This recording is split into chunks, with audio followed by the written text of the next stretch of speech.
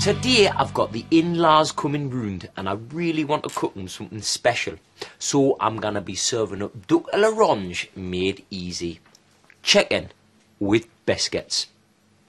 Chickens are a lot cheaper if you buy them still feathered. Use an ordinary gent's razor to shave the chicken. I'm using a Gillette Mach 3 with Boots' own brand foam. Or if time's not an issue, use Veet, formerly known as Imac. Now, over here is one I shaved last night with my cousin. I like my chicken really succulent, so I'm going to massage in about 5 kilos of butter. Now, you didn't need to focus on expensive cooking equipment, and instead of using a roasting tray, I'm using a hubcap.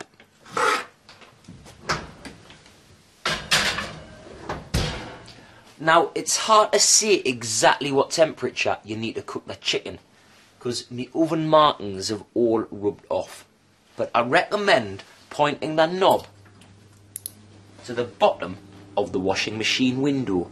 Or if you're cooking a particularly big chicken, I'd point the knob to the middle of the window. Cooking times may vary depending on the size and position of your washing machine. Now let's start preparing the biscuits. The biscuits that go by far the best with chicken are chocolate fingers. I really like chocolate fingers, so I'm going to use 15 boxes. Once the chicken's done, pour off the excess butter. That'll condense nicely into some delicious chicken butter. There we go. I want the meal to have a real wow factor, so I'm propping up about 50 chocolate fingers either side of the chicken to make this a chocolate finger tent. And the remaining 750 chocolate fingers I'm just going to put in a bowl to serve cold with the meal. And there we gone. I hope the in-laws are going to be chuffed. That's duck à l'orange with a difference. Chicken in a chocolate finger tent with cold chocolate fingers. Today I feel like some comfort food, so I'm going to be making my own simple version of a traditional winter warmer. Bangers and biscuits.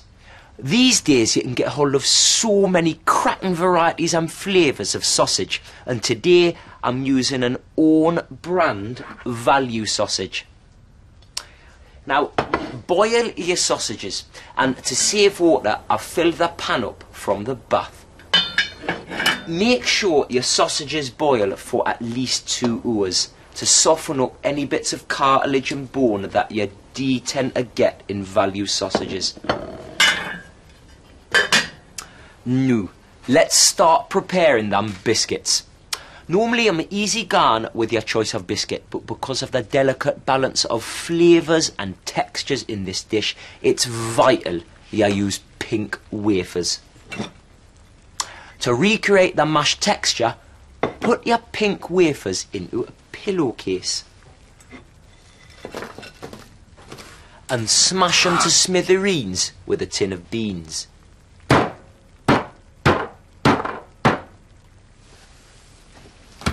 Then serve it up as a nice scoop on each plate, like so, using an ashtray.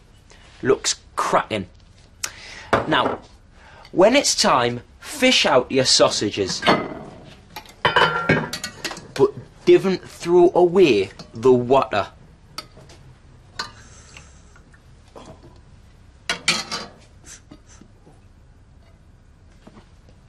I'd recommend serving it all up with a couple of varieties of roast veg.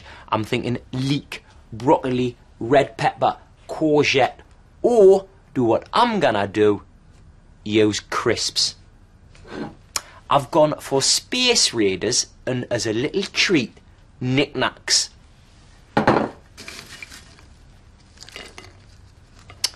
Now, a good gravy really sets off this dish, which is why I said not to throw away your boiled sausage bath water. Pour the sausage water over the sausages and wafer mash. And that's your winter warmer complete. Bangers and biscuits, 2 varieties of treat crisps and lukewarm boiled water gravy. Brunch is always a really tricky one to get right, and I'm cooking it here for 10. So what I'm gonna do is make a really simple version of Eggs Benedict. Instead of poached eggs, I'm gonna use boiled eggs, and instead of bacon and hollandaise sauce, I'm gonna use biscuits. I'm gonna use 8 medium eggs per portion, but if you're using small eggs, I'd go for 11. You can't of course boil them the traditional way in a pan, but what I'm gonna do is kettle boil them. Fill your kettle up with water and cram in as many eggs as you can.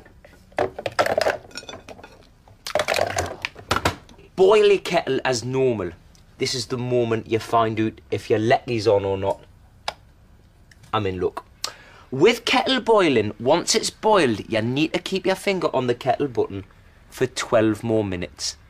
Be warned, your kitchen may get a little steamy, so if you've got mould in your house, this will exacerbate it. What I like to do is take a little bit of gaffer tape and stick down my kettle button.